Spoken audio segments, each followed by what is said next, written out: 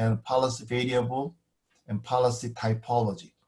Policy typology says that is it regulation policy, or is it redistribution policy, or is it distribution policy, or is it constitutional policy? There are four types of policy typology. For the variable, if you want to have a success or a failure, or if you have a failure, what kind of variable was the problem? Is it human resources? Is it people? Or is it structure? Or is it environment? Environment comes from domestic pressure or international pressure. So people, structure, and environment is three key variables to be analyzed. And for the policy stage, I already mentioned agenda setting, policy making, policy analysis, implementation, evaluation, and change, or you can say feedback. And as I mentioned, what is the analysis and evaluation has difference? Analysis is before the implementation, or before the policy making is analysis. After the implementation, we called it evaluation. Okay. So thank you very much, Professor. Thank you very much. If you can just go to slide 44, just to conclude on this, and once we start the course after Eid about policy making, so the course will take us through both life cycles, the policy life cycle, and how it's integrated with the 44, please, Professor. Okay.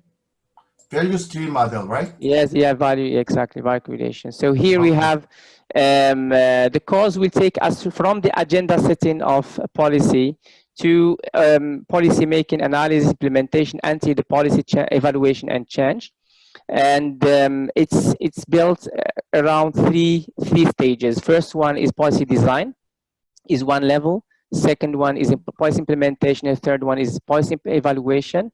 And this will take the program of SKKU University, Kwon University, Samsung Foundation, head by Professor Kwon, just to give you an idea about what's upcoming.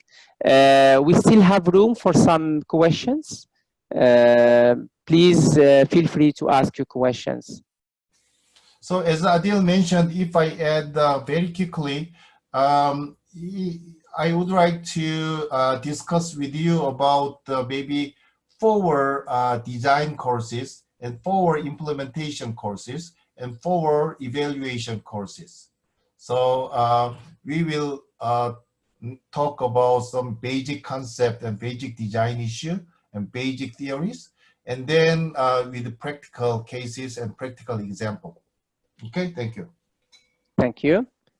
Any questions from the participants? We have one question here mentioning that there are some countries who did well in mastering the COVID-19 policy crisis without having a strong governance system or strong policy system. How could this be possible? Who was that? There is the question here, for example, Morocco is a country, or other countries who did well, but they don't have strong policy systems. As far as I know, let's say about let's have a Mongolia or a Vietnam. They did well as far as I know, because of without any smart framework, they blockaded national boundaries completely at the initial stage. But we have to think twice about that. Was it smart, or is it smart enough? Or even though maybe in terms of COVID-19, it was very smart, it was maybe effective, but in terms of economic issues, so this is another question or debatable issues. Yeah. So it probably you can use a strong governance system to rule some laws to stop things, but it might have side effects on economy and society and so on. Exactly. There is one question here about attitude change, if there is another special session about attitude change. Is there another one? Yeah, there's a question here I just receiving from Ms. Asila. I want to focus on attitude change. Do you have a special session? If we have a special session about attitude change in terms of this course. My preference is would like to focusing on maybe one or two even attitude change, focusing, specializing on what is attitude change, definition and dimensions, element and practice, and how to change our mindset and attitude change, and what is the policy issues relating on the attitude change.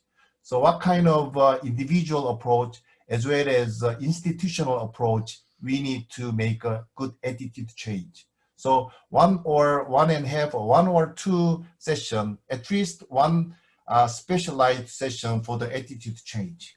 By the way, Professor Kwon delivers and trains and teaches public officials and ministers in South Korea on specifically on attitude change.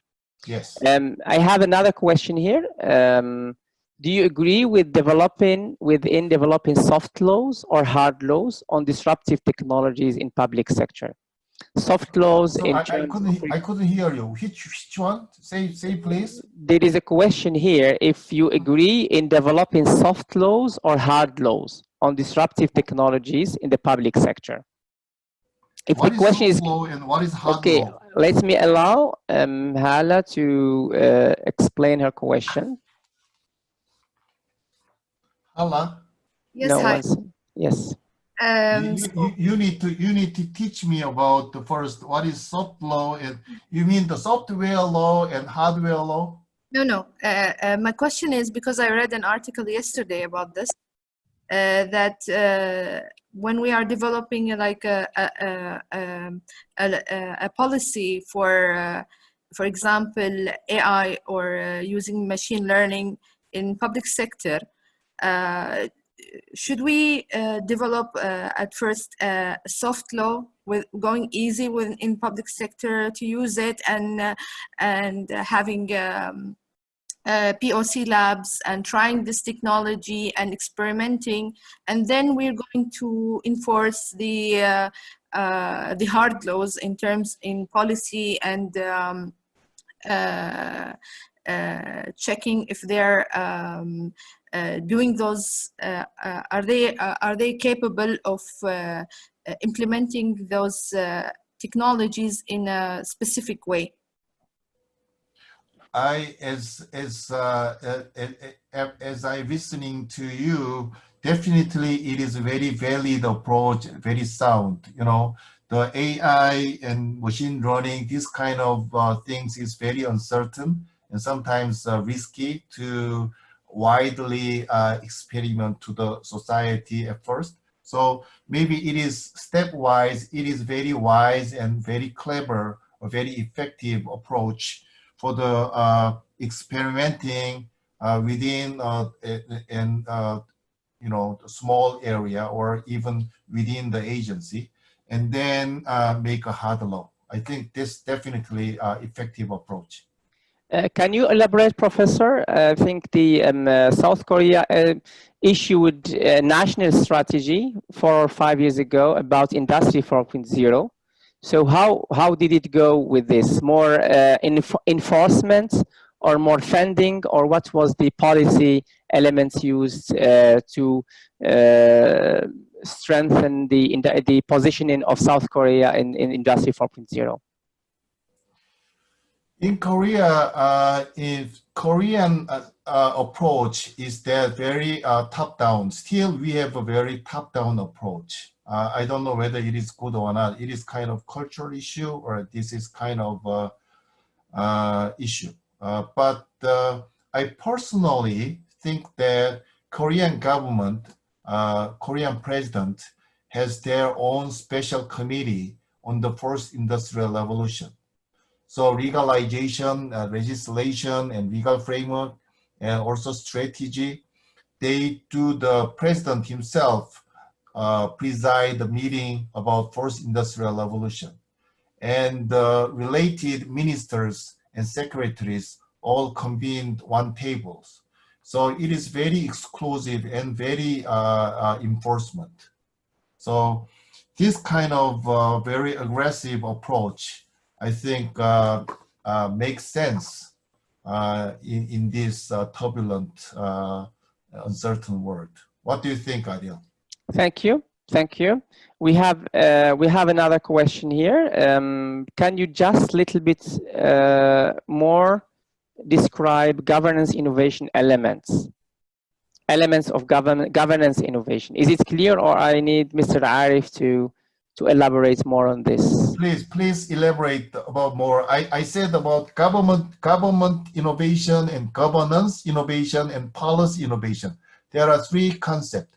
Government innovation is budget innovation, and within the government there is some human resources and the financial issues and even decision-making structure.